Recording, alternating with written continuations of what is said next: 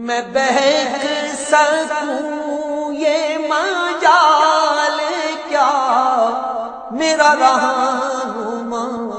کوئی اور ہے۔ نحمدہ ونصلی علی رسولہ النبی الکریم الامین، اما بعد فاعوذ باللہ من الشیطان الرجیم، بسم اللہ الرحمن الرحیم۔ قال اللہ تبارک و تعالی فی القرآن الحکیم، ان اللہ وملائکتہ یصلون علی النبی یا ایہا الذین آمنوا صلوا علیہ وسلموا تسلیما۔ الصلاۃ والسلام علیک یا رسول اللہ وعلی آلک و اصحابک یا نبی اللہ۔ اللہ تعالیٰ کی حمد و ثنا، سرور کونین، نور مجسم، وجہ تخلیق کائنات حضرت محمد مصطفیٰ صلی اللہ علیہ وسلم اور آپ کے جمیع آل و اصحاب کی بارگاہ ناز میں درود و سلام کے نذرانوں کے بعد، انتہائی عزت اور احترام کے لائق سامعین عزیز وقار، میرے دینی اور یقینی دوستو، بزرگ اور بھائیو، تفسیر قرآن کے حوالے سے اپنا سلسلہ بنام تفسیر اعجاز القرآن کے ساتھ ایک مرتبہ پھر حاضر خدمت ہیں، اور آج انشاءاللہ العزیز سورہ توبہ کے 6ویں رکوع اور 10ویں سپارے کے 12ویں رکوع کی تفسیر آپ کے سامنے پیش کی جائے گی۔ اللہ تعالی ہمیں حق سچ بات کی اتباع کرنے کی توفیق عطا فرمائے۔ اللہ تعالیٰ قرآن کریم فرقان حمید میں ارشاد فرماتے ہیں، سورہ توبہ ہے، آیت نمبر 38 ہے اور 10ویں سپارے کا 12واں رکوع ہے۔ یا ایہا الذین آمنوا ما لکم اذا قیل لکم انفروا فی سبیل اللہ ثاقلتم الی الارض اردیتم بالحیاۃ الدنیا من الآخرہ فمتاع الحیاۃ الدنیا فی الآخرۃ الا قلیل۔ اے ایمان والو، تمہیں کیا ہوا جب تم سے کہا جائے کہ اللہ کی راہ میں نکلو تو زمین کے ساتھ لگ جاتے ہو؟ کیا تم آخرت کی بجائے دنیا کی زندگی پر راضی ہو گئے؟ تو آخرت کے مقابلے میں دنیا کی زندگی کا ساز و سامان بہت ہی تھوڑا ہے۔ اس آیت مبارکہ کے حوالے سے تفسیر سمجھنے کے لیے یہ جاننا ضروری ہے کہ اس آیت مبارکہ کا تعلق غزوہ تبوک کے ایام کے ساتھ ہے۔ غزوہ تبوک ایک بہت ہی مشہور واقعہ ہے، اور اس غزوے کے حوالے سے ایک خاص بات یہ بھی ہے کہ پہلے جتنے بھی غزوات ہوئے، نبی کریم صلی اللہ علیہ وسلم نے ان غزوات کا معاملہ پوشیدہ رکھا اور دشمن تک اپنے احوال جانے نہ پائیں، اس حوالے سے اس کے تمام معاملات یا منصوبہ سازی کو خفیہ طور پر رکھا گیا۔ یہ وہ پہلا غزوہ ہے جس کے حوالے سے رسول اللہ صلی اللہ علیہ وسلم نے بڑا واضح طور پر اعلان فرمایا کہ ہم غزوہ تبوک کے لیے جا رہے ہیں، اور اس سفر کی مسافت جو ہے وہ 900 کلومیٹر بتائی جاتی ہے آج کے دور کے حساب کے لحاظ سے، کہ 900 کلومیٹر جو ہے وہ صحابہ کرام نے سفر کرنا تھا۔ اور یاد رکھیے کہ ان ایام میں مدینے میں قحط کا معاملہ چل رہا تھا، اور قحط کے ساتھ صورتحال کچھ یوں تھی کہ ایک کھجور دو افراد جو تھے وہ تناول کر رہے تھے، یعنی ایک کھجور سے 2 حصے کیے جاتے تھے جسے صحابہ اکرام تناول کر رہے تھے۔ تو اس سے آپ بخوبی اندازہ کر سکتے ہیں کہ ان ایام میں مدینے کے احوال کیسے تھے۔ قحط سالی کا دورہ تھا، گرمی کی شدت بھی تھی، 900 کلومیٹر کا فاصلہ بھی ہے، تو ایک فطری تقاضا ہے کہ انسان ایسے حالات و واقعات میں اپنے گھر سے نکلنے سے اجتناب کرتا ہے جب اس کے پاس رخت سفر ہی نہ ہو۔ جب رخت سفر نہیں تو پھر انسان اپنے گھر سے نکلتے وقت 100 مرتبہ سوچتا ہے۔ لہٰذا صحابہ کرام کی طبیعتوں پر یہ سفر گراں گزر رہا تھا کہ اب اتنا طویل سفر، اور وہ بھی بغیر رخت سفر کے جانا، یہ یقیناً ہمارے لیے بڑی مشکلات کا معاملہ رہے گا۔ اور دوسرا معاملہ یہ تھا کہ وہ منافقین جو اسلام کے خلاف ریشہ دوانیوں کے اندر ہمیشہ مصروف عمل رہے، ان لوگوں نے ان ایام کے اندر لوگوں میں اس بات کو عام کیا کہ ان حالات و واقعات میں کیا سفر کرنا بہتر رہے گا، کیا یہ سفر کرنا ہمارے حق میں بہتر ہے۔ تو لہٰذا منافقین کی ریشہ دوانیاں اور منافقین کی منصوبہ سازیاں، منافقین کی افواہیں، اوپر سے مدینے میں قحط کی صورتحال نے بہت سے صحابہ کرام کے دلوں میں یہ بات پیدا کر دی کہ کاش کہ یہ سفر نہ ہوتا، یا اتنا طویل سفر ان ایام میں کرنا کیا ہمارے لیے مناسب ہے یا نہیں ہے۔ انہی ایام کے اندر یاد رکھیے کہ صحابہ کرام رضوان اللہ تعالیٰ علیہم اجمعین کو رسول اللہ صلی اللہ علیہ وسلم نے اسلام کی معاونت کے لیے ابھارا، اور ہر صحابی نے حسب حال جتنا اس سے ممکن ہو سکا انہوں نے دیا۔ حضرت عبد الرحمن بن خباب فرماتے ہیں میں بارگاہ رسالت میں حاضر تھا، رسول اللہ صلی اللہ علیہ وسلم انہی تنگ دستی کے ایام میں جہاد کے لیے تبوک پر جانے کے لیے صحابہ کو ترغیب دے رہے تھے کہ جس کے پاس چوب ہے وہ اللہ کے لیے خرچ کرے۔ تو حضرت عثمان غنی نے اللہ کے راستے میں پالان کے ساتھ، یعنی جو اونٹ کے اوپر بیٹھنے والا ایک وہ بنا ہوتا ہے، ایک آلہ سا ہے، تو اس کے ساتھ 100 اونٹوں کا اعلان کیا کہ میں اللہ کے لیے 100 اونٹ جو ہیں وہ وقف کرتا ہوں۔ اور رسول اللہ صلی اللہ علیہ وسلم نے جب مزید صحابہ کرام کو ترغیب دلائی تو حضرت عثمان غنی دوبارہ کھڑے ہوئے اور آپ نے پالان سمیت 200 اونٹ جو ہیں وہ دینے کی حامی بھری۔ تاجدار رسالت صلی اللہ علیہ وسلم نے جب تیسری مرتبہ صحابہ کرام کو ترغیب دی تو حضرت عثمان غنی رضی اللہ تعالیٰ عنہ نے 300 اونٹ پالانوں کے ساتھ دینے کا وعدہ فرمایا۔ نبی کریم صلی اللہ علیہ وآلہ وسلم کے متعلق عبد الرحمن بن خباب فرماتے ہیں کہ آپ صلی اللہ علیہ وسلم اتنے خوش تھے کہ آپ صلی اللہ علیہ وسلم ممبر سے اترے اور آپ فرما رہے تھے کہ اس کے بعد عثمان جو بھی عمل کریں ان پر کوئی حرج نہیں ہے، یعنی اللہ تعالیٰ نے ان کو معاف فرما دیا ہے۔ اس کا مطلب یہ ہوتا ہے کہ جب کوئی شخص کوئی گناہ کرے گا تو اللہ تبارک و تعالیٰ اسے مقبول توبہ کی توفیق عطا فرمائے گا، یا گناہ سے دور رکھے گا کہ وہ اس گناہ پر اس دنیا سے نہیں جائے گا۔ یہ تو اعلان تھا، لیکن حاضر کرتے وقت حضرت عثمان غنی نے اپنے مال سے کہیں زیادہ مال دیا، اور تفسیر حلبیہ نے لکھا ہے کہ حضرت عثمان غنی رضی اللہ تعالیٰ عنہ نے اس موقع پر اگرچہ 300 اونٹ دینے کا اعلان فرمایا، لیکن حضرت عثمان غنی رضی اللہ تعالیٰ عنہ نے 10,000 مجاہدین کا سامان دیا اور 10,000 دینار اس غزوے پر خرچ کیے۔ ساز و سامان کے ساتھ 900 اونٹ اور 100 گھوڑے جو تھے وہ حضرت عثمان غنی رضی اللہ تعالیٰ عنہ نے اللہ کی راہ میں دیے۔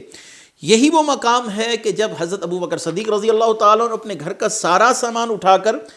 نبی کریم صلی اللہ علیہ وسلم کے لیے لے آئے، آپ صلی اللہ علیہ وسلم کا سوال تھا ابو بکر اپنے گھر والوں کے لیے کیا چھوڑا؟ تو فرمایا ابقیت لہم اللہ و رسولہ، میں نے اپنے گھر والوں کے لیے اللہ اور اس کے رسول کو چھوڑا ہے۔ حضرت عمر فاروق رضی اللہ تعالیٰ عنہ اپنے گھر کا آدھا سامان لے آئے اور فرماتے ہیں کہ میں ابو بکر صدیق رضی اللہ تعالیٰ عنہ کے گھر کے سارے سامان کو دیکھ کر اپنے دل میں کہنے لگا کہ میں ابو بکر صدیق رضی اللہ تعالیٰ عنہ کو کبھی پیچھے نہیں چھوڑ سکوں گا۔ بہرحال نبی کریم صلی اللہ علیہ وآلہ وسلم نے اسی موقع پر سعد بن ابی وقاص فرماتے ہیں کہ حضرت علی کرم اللہ وجہہ الکریم کو مدینے پر اپنا نگران بنا کر چھوڑا تاکہ مدینے کے معاملات، مدینے کے جو اندر ہونے والے واقعات ہیں ان کی دیکھ بھال حضرت علی کرم اللہ وجہہ الکریم فرمائیں۔ جب حضرت علی کرم اللہ وجہہ الکریم نے فرمایا کہ آپ مجھے بچوں اور عورتوں پر نگران چھوڑ کر جا رہے ہیں، کیوں آپ مجھے اپنے پیچھے چھوڑ کر جا رہے ہیں؟ تو آپ صلی اللہ علیہ وسلم نے فرمایا کیا تم اس بات پر راضی نہیں کہ تم میرے لیے ایسے ہی ہو جیسے موسیٰ علیہ السلام کے لیے ہارون علیہ السلام؟ البتہ میرے بعد کوئی نبی نہیں ہے۔ نبی کریم صلی اللہ علیہ وسلم نے یہ طویل سفر اپنے صحابہ کرام کے ساتھ طے کیا۔ منافقین نے پیچھے رہنا تھا سو وہ پیچھے رہ گئے۔ 30,000 کا ایک بہت بڑا لشکر نبی کریم صلی اللہ علیہ وسلم کے ساتھ گیا۔ صحابہ کرام رضوان اللہ تعالیٰ علیہم اجمعین کی تعداد 30,000 بتائی جاتی ہے، اور آپ صلی اللہ علیہ وسلم نے غزوہ تبوک کے قریب پہنچنے کے بعد فرمایا انشاءاللہ کل تم لوگ تبوک کے چشمے پر پہنچو گے اور سورج بلند ہونے کے بعد پہنچو گے، لیکن کوئی شخص وہاں پہنچے تو پانی کو ہاتھ نہ لگائے۔ رسول اللہ صلی اللہ علیہ وسلم جب وہاں پر پہنچے تو جوتے کے تسمے کے برابر، یعنی بہت معمولی سی دھار چل رہی تھی، یعنی بہت معمولی سی دھار جاری تھی۔ آپ صلی اللہ علیہ وآلہ وسلم نے تھوڑا سا پانی منگا کر ہاتھ منہ دھویا اور اس میں پانی میں کلی فرمائی، پھر حکم دیا کہ اس پانی کو چشمے میں انڈیل دیا جائے، تو چشمے میں پانی کی فراوانی ہو گئی اور چشمہ بہت تیزی کے ساتھ بہنے لگا۔ آپ صلی اللہ علیہ وسلم کے تمام صحابہ کرام نے اس چشمے سے سیر ہو کر پانی پیا، اپنے جانوروں کو پلایا، اور وہاں سے پانی کے اندر برکت کا جو معاملہ ہے یہ رسول اللہ صلی اللہ علیہ وسلم کے عظیم معجزات سے ہے۔ بہرحال ہرقل کو جب اس بات کا علم ہوا کہ رسول اللہ صلی اللہ علیہ وسلم اپنی افواج کے ساتھ آ پہنچے ہیں تو اس نے آپ صلی اللہ علیہ وآلہ وسلم سے مقابلہ نہ کیا، اپنی افواج کو منع کیا، کیونکہ دلی طور پر وہ جانتا تھا کہ آپ صلی اللہ علیہ وسلم اللہ کے برحق نبی ہیں۔ نبی کریم صلی اللہ علیہ وسلم نے اپنے لشکروں کو مختلف حصوں میں بانٹ کر مختلف اطراف میں روانہ کیا، جن میں حضرت خالد بن ولید رضی اللہ تعالیٰ عنہ ہیں۔ آپ کو دومت الجندل کے مقام کی طرف بھیجا گیا اور فرمایا گیا کہ حاکم عقیدر سے مقابلہ کرنے کے لیے تم جا رہے ہو، لیکن تم اسے نیل گائے کے شکار سے پکڑو گے، کیونکہ وہ نیل گائے کے شکار کے لیے جب باہر نکلا اپنے اس حصار سے جہاں پر وہ اپنے آپ کو محفوظ سمجھتا تھا، تو حضرت خالد بن ولید رضی اللہ تعالیٰ عنہ نے اس کو گرفتار کر لیا۔ نبی کریم صلی اللہ علیہ وسلم نے جزیہ مقرر فرما کر اسے چھوڑ دیا۔ اسی طرح حاکم ایلا پر اسلام پیش کیا اور جزیہ پر صلح فرمائی۔ نبی کریم صلی اللہ علیہ وسلم کے ساتھ یہ تمام صحابہ اکرام اتنے بڑے سفر پر بغیر رختے سفر گئے۔ یہ صحابہ اکرام کا وہ تقویٰ ہے، صحابہ اکرام کی وہ عظمت ہے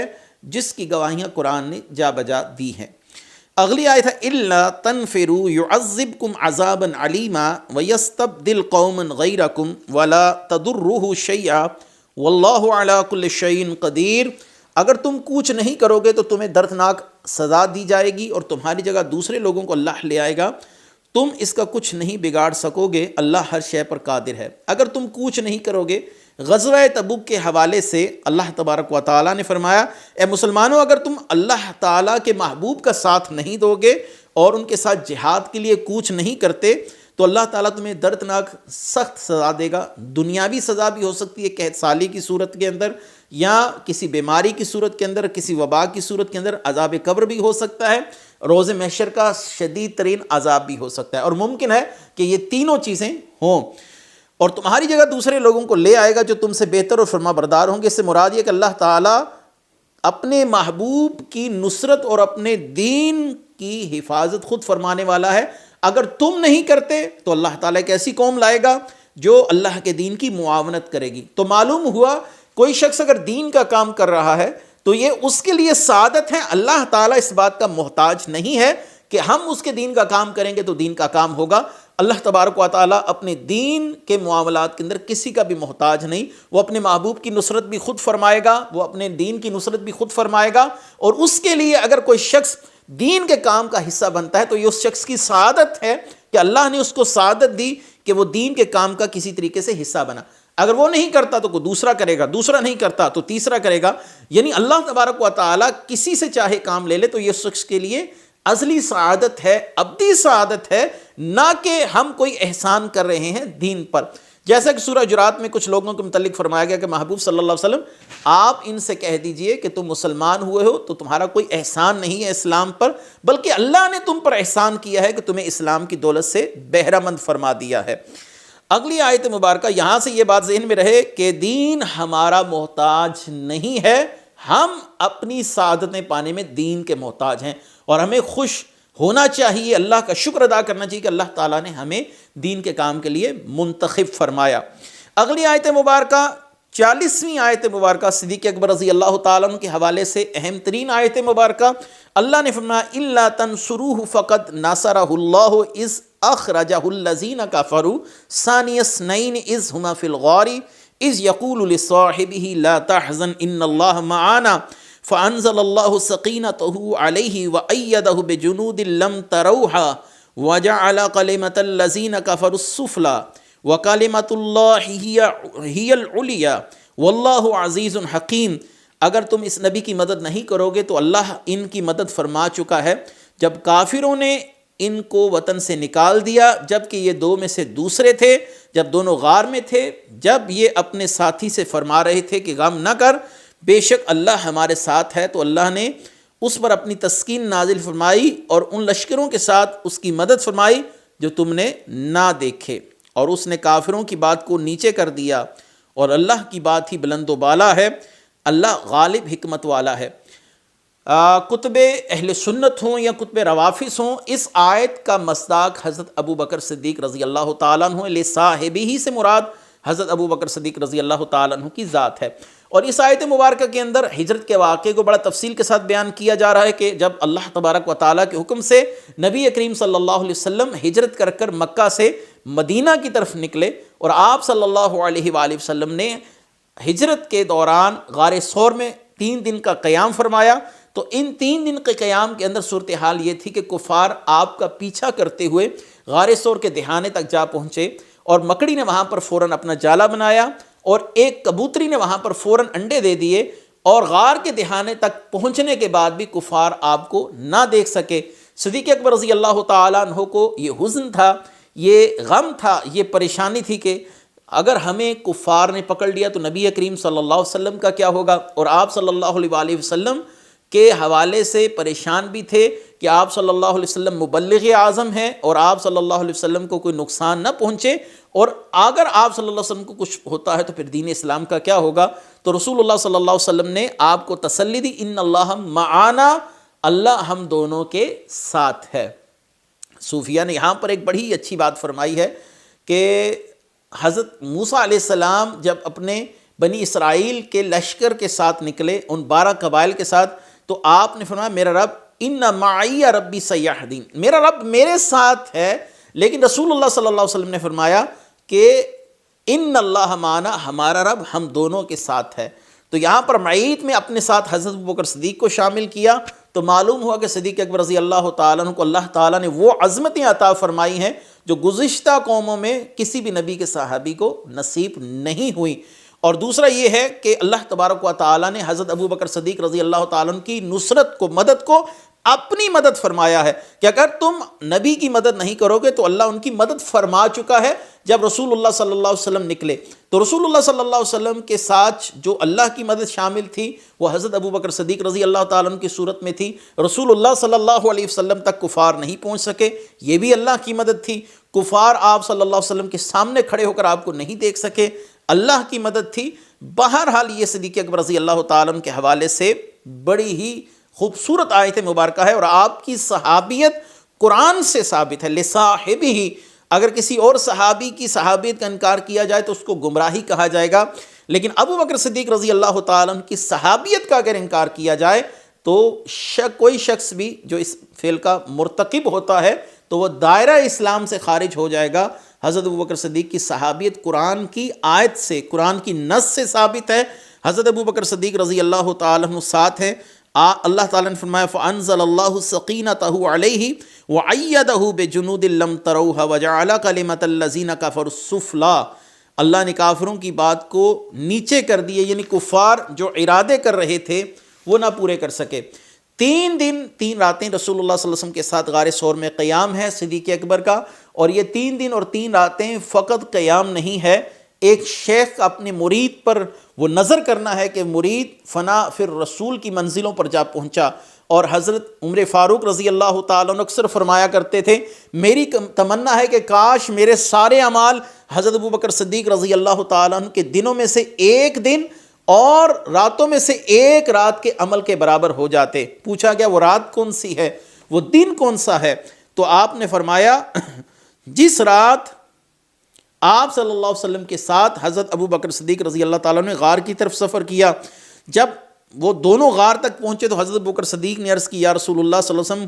اللہ کی قسم آپ سے پہلے غار میں جاؤں گا تاکہ آپ کو کوئی تکلیف دہ چیز سے اذیت نہ پہنچے۔ حضرت ابوبکر صدیق غار میں داخل ہوئے، آپ نے اس میں سوراخ دیکھے، آپ نے اپنی چادر کے ٹکڑے پھاڑ کر ان سوراخوں کو بند کر دیا۔ نبی کریم صلی اللہ علیہ وسلم کو آپ نے فرمایا یا رسول اللہ تشریف لے آئیے۔ نبی کریم صلی اللہ علیہ وسلم نے آپ کی گود میں سر رکھ کر آرام فرمایا۔ صدیق اکبر رضی اللہ تعالیٰ عنہ کی ایڑی پر، پاؤں پر سانپ کا ڈس جانا، اور نبی کریم صلی اللہ علیہ وسلم کا اپنا لعاب دہن حضرت ابوبکر صدیق رضی اللہ تعالیٰ عنہ کے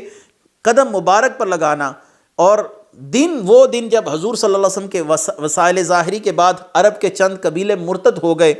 تو زکوٰۃ دینے سے انکار کیا، تو آپ نے فرمایا اگر انہوں نے زکوٰۃ کے مال کی ایک رسی بھی روکی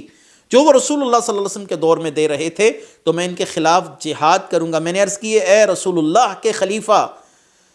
لوگوں کے ساتھ الفت اور نرمی کا برتاؤ کیجئے۔ آپ نے فرمایا وحی کا سلسلہ ختم ہو چکا، اب دین مکمل ہو چکا، وہ دین میں کمی کریں گے یہ کیسے ممکن ہے حالانکہ میں زندہ ہوں۔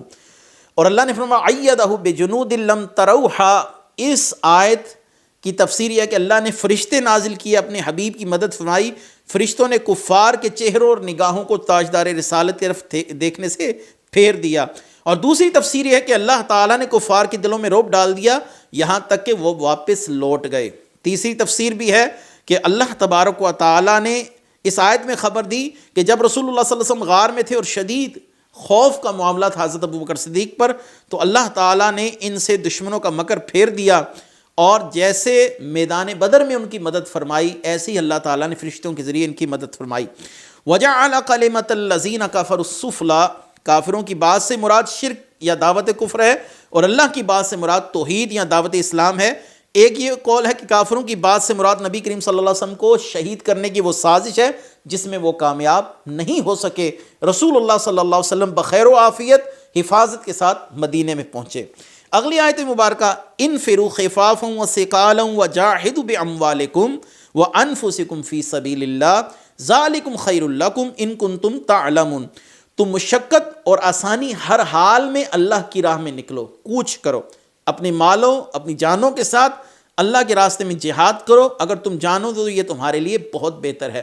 تم آسانی کی کیفیت میں ہو یا مشکل کی کیفیت میں ہو، نکلو اللہ کے لیے۔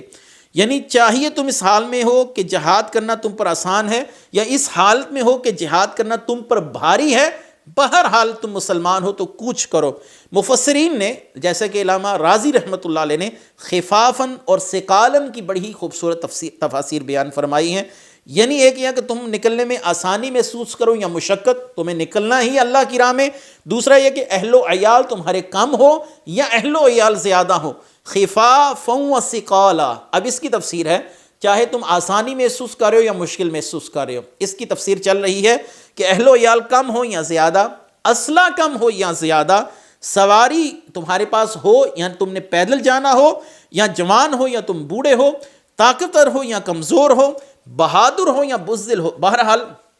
اللہ کے لیے نکلو۔ صحت مند ہو یا مریض ہو، خوشی سے نکلو یا مجبوری سے نکلو، مالدار ہو یا فقیر ہو، اللہ کے لیے نکلو، فارغ ہو یا کسی کام میں مصروف ہو، جب اللہ کے دین کے لیے نکلنے کا وقت آیا تو پھر نکلو، چاہے تمہیں جیسا بھی محسوس ہو۔ حضرت انس بن مالک رضی اللہ تعالیٰ عنہ فرماتے ہیں کہ ابو طلحہ انصاری ایک دفعہ اسی آیت مبارکہ انفروا خفافا وثقالا وجاہدوا باموالکم وانفسکم کی تلاوت فرما رہے تھے، تو آپ اپنے بیٹوں سے کہنے لگی کہ میرے لیے جہاد کا سامان تیار کرو۔ بیٹوں نے کہا اے والد محترم، آپ نے نبی کریم صلی اللہ علیہ وسلم کے ساتھ غزوات میں بنفس نفیس حصہ لیا، پھر رسول اللہ صلی اللہ علیہ وسلم کا وصال ہوا، آپ نے حضرت ابوبکر صدیق رضی اللہ تعالیٰ عنہ کے ساتھ حصہ لیا، پھر ان کا وصال ہوا، آپ نے حضرت عمر فاروق رضی اللہ تعالیٰ عنہ کے ساتھ حصہ لیا جنگوں میں، اور ان کے حکم پر مختلف جنگوں میں شامل ہوتے رہے، اب ان کا انتقال ہو گیا، اب ہم آپ کی طرف سے جہاد میں شریک ہوں گے۔ ابو طلحہ انصاری رضی اللہ تعالیٰ عنہ نے فرمایا نہیں، بس اب تم میرے سامان جہاد کی تیاری کرو۔ اس کے بعد آپ نے سمندری جہاد میں شرکت کی اور سمندر میں ہی آپ کا وصال ہو گیا، یعنی طبعی موت آپ کو آ گئی، اور 7 دن تک آپ کا جسم اقدس جو ہے وہ کشتی میں ہی رہا، اس بحری جہاز میں ہی رہا، کیونکہ تدفین کے لیے صحابہ اکرام کو جگہ نہیں مل رہی تھی۔ 7 دن تک آپ کا جسم سلامت رہا، 7 دن تک آپ کے جسم سے نہ تعفن آیا، نہ جسم پھٹا، نہ جسم کے اندر سے کسی قسم کی بدبو ظاہر ہوئی۔ 7 دن تک بالکل آپ کا جسم مبارک سلامت رہا، اور 7 دنوں کے بعد ان اصحاب کو جو آپ کے ساتھ تھے ایک جزیرہ ملا، انہوں نے اس مقام پر ابو طلحہ انصاری رضی اللہ تعالیٰ عنہ کی تدفین کی۔ 7 دن تک آپ کے جسم میں کوئی تغیر و تبدل نہیں ہوا۔ وَجَاهِدُوا بِأَمْوَالِكُمْ وَأَنفُسِكُمْ، اپنے مال اور اپنی جانوں کے ساتھ اللہ کے راستے میں جہاد کرو۔ جان اور مال دونوں کے ساتھ جہاد، یہ حکم اس کے لیے ہے جو مال بھی رکھتا ہو، جہاد کے قابل تندرست توانا جسم بھی رکھتا ہو۔ صرف جان کے ساتھ یہ حکم اس کے لیے جس کے پاس مال نہ ہو لیکن جسمانی طور پر جہاد کے قابل ہو۔ صرف مال کے ساتھ یہ حکم اس کے لیے جو جسمانی طور پر کمزور ہو، معذور ہو، بیمار ہو، اور بیماری کے سبب نہ جہاد میں نہ جا سکتا ہو لیکن مجاہدین کی مالی مدد کرنے پر قادر ہو۔ اگلی آیت مبارکہ اور آخری آیت مبارکہ آیت نمبر 42 ہے سورہ توبہ کی۔ لو کان عرضا قریبا وسفرا قاصدا لاتبعوک ولکن بعدت علیہم الشقہ۔ علیہم الشق وسیحلفون باللہ لو استطعنا لخرجنا معاکم یحلقون انفسہم واللہ یعلم انہم لکاذبون۔ اگر آسانی سے ملنے والا مال ہوتا تو درمیانہ سا سفر ہوتا تو وہ ضرور تمہارے پیچھے چلتے، لیکن مشقت والا سفر ان پر بہت دور پڑ گیا۔ اب اللہ کی قسم کھائیں گے کہ ہمیں طاقت ہوتی تو ہم آپ کے ساتھ ضرور نکلتے، یہ اپنے آپ کو ہلاک کر رہے ہیں، اللہ جانتا ہے بے شک یہ جھوٹے ہیں۔ لو کان عرضا قریبا، یہ منافقین کے حوالے سے آیت مبارکہ ہے کہ تبوک کا میدان اگر قریب ہوتا اور غنیمت آرام سے مل جانے کی امید ہوتی تو یہ بہانے بنانے والے منافق ضرور ان منافعوں کے حصول کے لیے آپ کے ساتھ جہاد میں شریک ہوتے، لیکن سفر بھی دور کا، اور جیسا کہ میں نے پہلے عرض کیا کہ حالات و واقعات ایسے کہ کھانے کے لیے کچھ نہ ہو، اور سفر رومیوں کے ساتھ جنگ، اور جنگ بھی ایسی جنگ کہ جنگ عظیم ہو، ایک بہت بڑا لشکر سامنے منتظر ہو، راستے کے لیے رخت سفر نہ ہو، 900 کلومیٹر کا فاصلہ ہو، تو ان تکالیف کو دیکھ کر فوراً ہی منافقین نے بہانہ بازی شروع کر دی، ہم جا نہیں سکتے، ہمارے ساتھ یہ عذر ہے، یہ عذر ہے۔ یاد رکھیے کہ شریعت کے احکامات پر عمل کرنے میں جہاں کہیں تکلیف آئے تو ایسی تکلیف سے بتک کر بھاگ جانا یہ منافقین کا شیوا ہے۔ رسول اللہ صلی اللہ علیہ وسلم کے اصحاب مشکل ہو، آسانی ہو، حالات جیسے بھی رہے، رسول اللہ صلی اللہ علیہ وسلم کے ساتھ رہے، لیکن منافقین نے کیا کیا؟ رسول اللہ صلی اللہ علیہ وسلم کے سامنے عذر ظاہر کرتے رہے، جھوٹی قسمیں کھاتے رہے کہ میں اس لیے ساتھ نہ جا سکا، میں اس لیے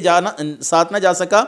اور جھوٹی قسموں سے رسول اللہ صلی اللہ علیہ وآلہ وسلم کے سامنے اپنے عذر ظاہر کر رہے ہیں۔ یاد رکھیے کہ جھوٹی قسم کھانا بھی کتنا بڑا گناہ ہے۔ حضرت ابو ہریرہ رضی اللہ تعالیٰ عنہ نے فرمایا کہ رسول اللہ صلی اللہ علیہ وسلم نے ارشاد فرمایا، 3 ایسے شخص ہیں کہ قیامت کے دن اللہ ان سے نہ کلام کرے گا، نہ ان کی طرف نظر فرمائے گا۔ ایک شخص وہ جس نے کسی بیچنے کی چیز کے متعلق یہ قسم کھائی کہ جو کچھ اس کے دام مل رہے ہیں وہ اس سے زیادہ ملتے تھے لیکن میں نے نہیں بیچا، یعنی کوئی شخص آ گیا تو مجھے اس سے زیادہ مل رہے تھے لیکن میں نے نہیں بیچا، چلو تم آپ اتنے میں لے جاؤ، حالانکہ یہ اپنی قسم میں جھوٹا ہے۔ دوسرا وہ شخص کہ عصر کے بعد جھوٹی قسم کھائی تاکہ کسی مسلمان مرد کا مال لے لے، اور تیسرا وہ شخص جس نے بچے ہوئے پانی کو روکا، اللہ تعالیٰ فرمائے گا آج میں اپنے فضل سے اپنا فضل تجھ سے روکتا ہوں جس نے تو نے بچے ہوئے پانی کو روکا جس کو تیرے ہاتھوں نے نہیں بنایا تھا۔ یعنی جھوٹی قسم کھانے کا معاملہ یہ ہے کہ قیامت کے دن شدید وعید ہے۔ اور دوسری حدیث ہے، ابو ذر غفاری رضی اللہ تعالیٰ عنہ فرماتے ہیں کہ حضور اکرم صلی اللہ علیہ وسلم نے فرمایا 3 اشخاص سے اللہ تعالیٰ قیامت کے دن کلام نہیں فرمائے گا، یعنی اللہ تعالیٰ ناراض ہوں گے، نہ ان کی طرف نظر کرے گا، نہ ان کو پاک کرے گا، ان کے لیے تکلیف دہ عذاب ہوگا۔ ابو ذر غفاری نے عرض کی وہ نقصان اور خسارہ اٹھانے والے ہیں یا رسول اللہ صلی اللہ علیہ وسلم، وہ کون سے لوگ ہیں؟ تو ارشاد فرمایا کپڑا لٹکانے والے، یعنی تکبر کے ساتھ کپڑا لٹکانا اور دے کر احسان جتلانا، اور جھوٹی قسم کے ساتھ اپنا سودا بیچنا، کسی کے سامنے جھوٹی قسم کھائی تاکہ سودا سلف بک جائے۔ تو شریعت کے مشکل اور تکلیف دہ معاملات سے بھاگ جانا اور کسی مشکل حکم سے بھاگ جانا، بہت سے لوگ صبح کے وقت اٹھ کے نماز نہیں پڑھتے، بھئی ٹھنڈ ہوتی ہے ہم کیسے نماز پڑھ سکتے ہیں؟ تو یہ منافقین کا شعار ہے، منافقین کی عادات و اطوار ہیں۔ اللہ تعالی ہمیں اپنے ہر حکم کی بجاوری کرنے کی توفیق مرحمت فرمائے۔ وآخر دعوانا ان الحمدللہ رب العالمین۔ میں بہک سکوں یہ مجال کیا میرا رہا